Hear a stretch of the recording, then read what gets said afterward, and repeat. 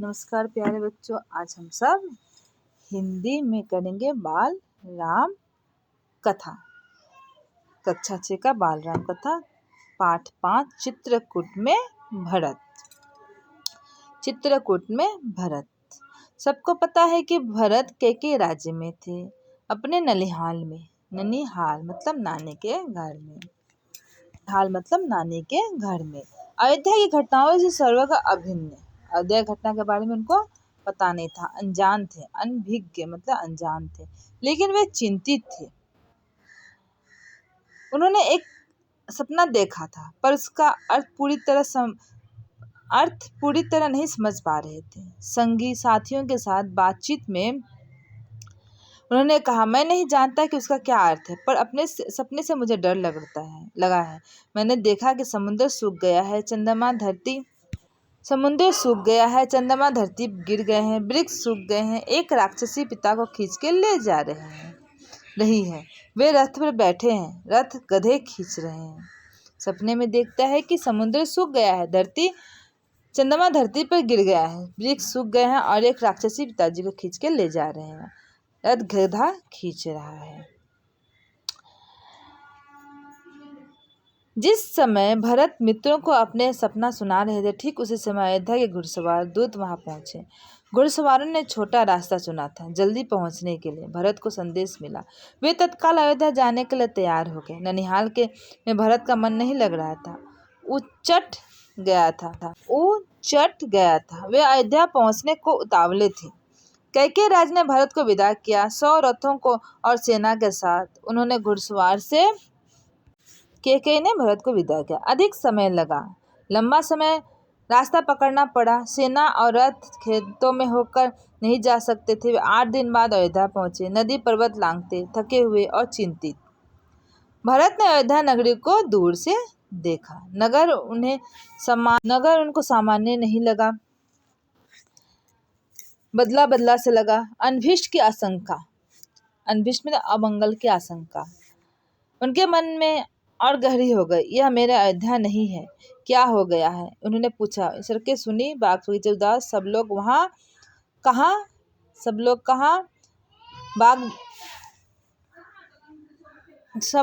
कहाँ है गए? वह तुमुल नाद कहाँ? पक्षी में कलरव नहीं कर रहा था। इतनी चुप्पी क्यों? किसी ने भरत के प्रश्नों का उत्तर नहीं दिया। नगर पहुंचते ही न भरत सीधे राजभवन गए, महाराज दशरथ के प्रसाद की ओर।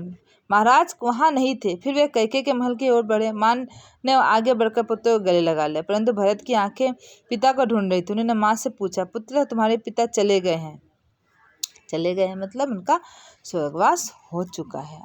आप पढ़ते हैं पेज नंबर 27। वहां जहां एक दिन हम सबको जाना है, उनका निधन हो गया। भरत यह सुनते ही शोक में डूब गए। पछाड़ खाकर गिर पड़े, विलाप करने लगे। माँ कैकेयी ने उन्हें उठाया, ठाठस बांधा, कहा, उठो पुत्र, यशस्वी कुमार शोक नहीं करते। तुम्हारा इस प्रकार दुखी होना उचित नहीं है। राजगुणों के विरुद्ध है, अपने को संभालो। निधन मतलब मृत्यु, शोक मतलब दुख, विलाप ने दुखी होकर रोना, ठाठस मतलब दिलासा देना, बेचैनी। अब आगे पढ़ते हैं। क्या से क्या हो गया? भरत यह मानकर चल रहे थे कि पिता राज अभिषेक की तैयारी में व्यस्त थे। सब कुछ उलट हो गया।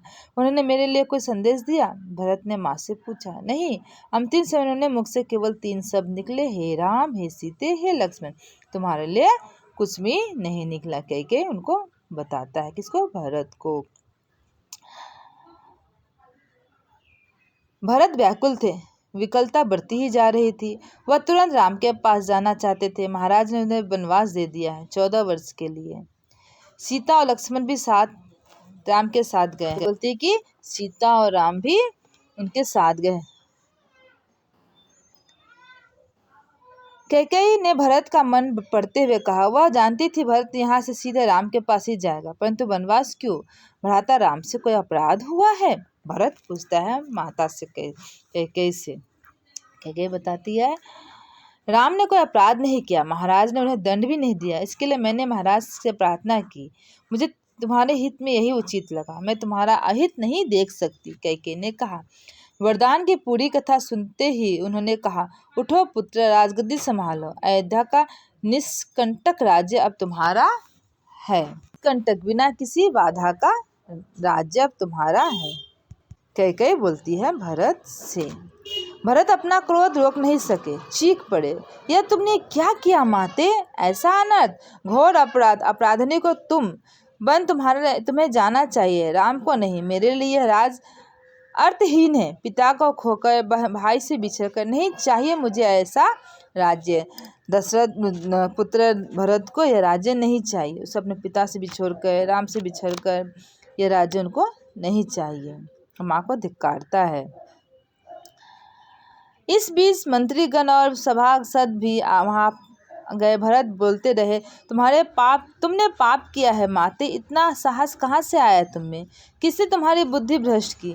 उल्टा पाठ किसने पढ़ाया? यह अपराध अक्षम्य है, मैं राजपद नहीं ग्रहण करूंगा।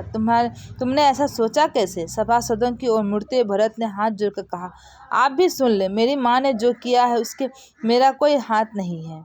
मैं राम की सौगंध खाकर कहता। भरत अपनी माँ को धिक्कारता, बोलता तुमको ऐसा बुद्धि किसने दिया? किसी तुम्हारा बुद्धि को भ्रष्ट कर दिया। ये राजपाट उनको नहीं चाहिए। आज यहीं तक करेंगे बच्चों, अगली कक्षा में से आगे का पाठ करेंगे। धन्यवाद।